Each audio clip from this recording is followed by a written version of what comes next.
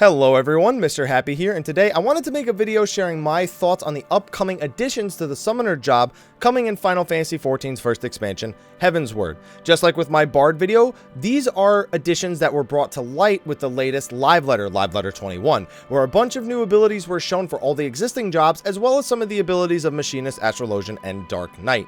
So now that we've gotten some details on the Summoner job, some people aren't exactly thrilled. So I'm going to throw my opinions into the pot. There's going to be people who agree. There's going to be people who disagree. But that's what the internet is great. That's what's great about the internet.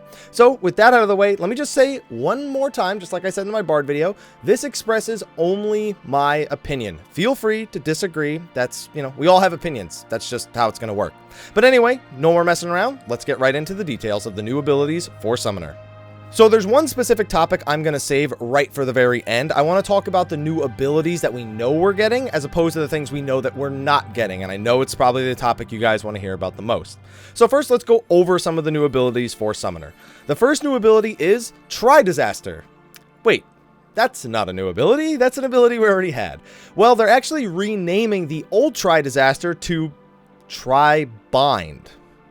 They seriously couldn't come up with a better name than this. I don't know. That's what it's going to be called, Tri-Bind. So whenever you're doing a piece of content and a mob is chasing someone and you don't know what to do, just Tri-Bind. All right, pun is over. Moving on. You guys can hate me now. So the new Tri-Disaster is going to be something I thought the summoners were going to get anyway. It's an ability that costs 1 Etherflow stack, and it will place Bio, Bio 2, and Miasma on your target. So it's going to be really good for summoners. It's a new tool that will allow them to switch targets as long as they have Etherflow available and immediately get all of their dots up without having to use several global cooldowns on it. I can only imagine Tri-Disaster, Fester, boom, enemy dead. Pretty good new ability, something I expected them to get, something I was surprised they didn't have before level 50. Really happy summoners are getting this one. Now it's the next topic where things start to get a little bit dicey.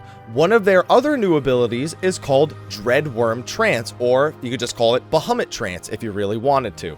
So this is, the way they detailed Dreadworm Trance was kind of strange. They described a situation where you use your Etherflow ability, and it has 60 seconds before the cooldown comes back up. They say you'll usually expend all of your stacks in the first 30 seconds, of course on those 3 Festers, of course what summoner doesn't do that, or Bane, whatever it is, you use them all in the first 30 seconds.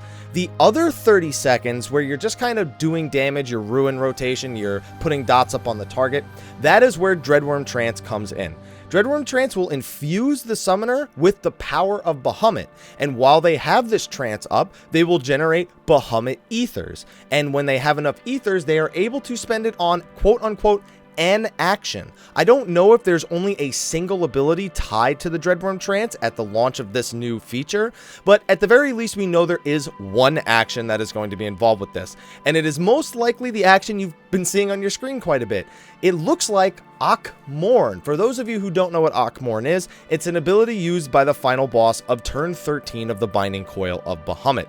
Therefore, it's pretty cool. They literally become infused with the power of one of the strongest summons and most popular summons in Final Fantasy history, Bahamut, and unleash this almighty attack once they've summoned enough Bahamut Ethers or gathered enough Bahamut Ethers.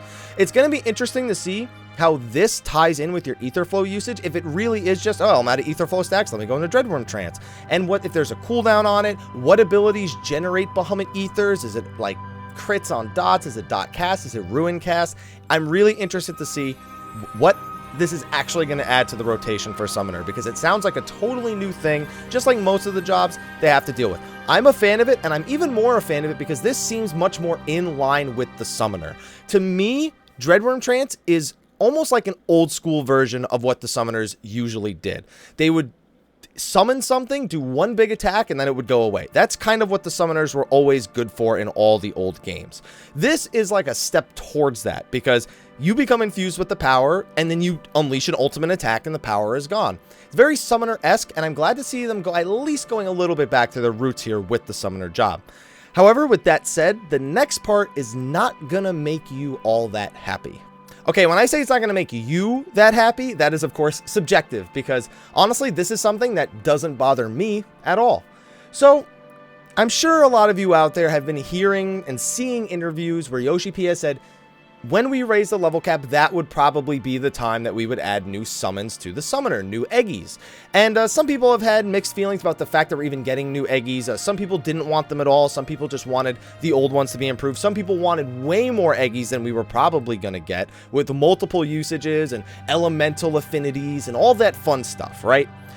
Well, the result is in, and there will be no new Eggy pets. So I guess at this point, it makes sense that Yoshi P always said if and probably and maybe, and never said you will definitely. I recall one time him saying we are planning, but even we are planning does not mean we are absolutely going to add it. So I guess we've just kind of had to read between the lines with this one and understand that they were trying to do it. And Yoshi P himself admitted that they were really thinking, should we do this, should we not? They landed on no new Eggy pets in the expansion. Instead, they are going to add refinements for the current pets, something we've heard a lot before. Let's be honest here. Garuda, Ifrit, Titan. Okay, Garuda, caster pet, has contagion. That's what's kind of kept Garuda really on top for the most part. Ifrit, it's there. Ifrit can be competitive and or better than Garuda on certain fights and under very specific conditions, especially when it comes to having the debuffs, like I believe it's the slashing debuff and dragon kick. You need both of those up for Ifrit to do competitive DPS, at least with the loss of contagion, that is, especially with the MP cost reduction of Ruin, making the MP you don't use due to contagion a little bit more beneficial. However, I will say that I do feel for all the summoners out there that really wanted new pets, because you've kind of been using just Garuda and Ifrit, Titan when you're soloing maybe, and it can get pretty boring to just look at those same 3 pets over and over again, especially when we look at like the WoW Hunter. The WoW Hunter versus the WoW Warlock I think is a pretty good thing, because Summoner is basically Final Fantasy XIV's Warlock. It is a dot job that has pets, you know? It's not a pet job that has dots, I guess is the fair way of saying it. Whereas you can look at the WoW Hunter, they get new pets all the time because their pets constantly are able to bring new utilities and do new things. So it's strange that they didn't do that with the Summoner. However, I am a fan of them working on refining the current ones or adding new abilities to the current ones, in addition to the system they are planning to add in the future. You guys who have been viewers of me for a long time have probably heard me say this before, but I said instead of getting new Eggy pets, we should get a Glamour system for our Eggies, where let's say you wanted to use Garuda, but you were tired of looking at Garuda. Let's say that you could use Garuda, Carbuncle, the regular caster one, which I think was just Carbuncle, whatever. Carbuncle, Garuda, or let's say Ramuh. Ramuh is another one that's a caster. You can change the skin of your Eggy without changing what it actually does. So with new animations, with a new Eggy at your side, and that seems to be where they're ultimately going. They said they're working on a pet Glamour system specifically for the Summoner, which will alter the Eggy skin you are using without modifying the effects of their abilities.